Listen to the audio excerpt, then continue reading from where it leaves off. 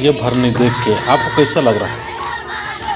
अपने सरना समाज और सरना धर्म और सरना परिवार में ये सब देख के बहुत सारे लोग घबरा सा जाते हैं, लेकिन घबराने की आवश्यकता नहीं है। ये हमारे समाज सरना समाज में ही वो शक्ति है जो इस तरह से जो शक्ति हो, शक्ति के माध्यम से पूर्ण रूप से तन से, मन से, विचार से, सब कुछ में हम लोग एकदम समर्पित भाव से जब हो जाते हैं।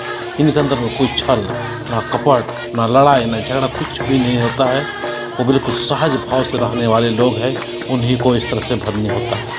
आज हमारे युवा पीढ़ी, नौजवान साथी लोग भी काफ़ी संख्या में सरना में आ रहे हैं और पूर्ण विश्वास के साथ में सरना समाज का काम कर रहे हैं। सरना में आके समर्पित होकर अपने जीवन को धन्य और धन्य कर रहे हैं।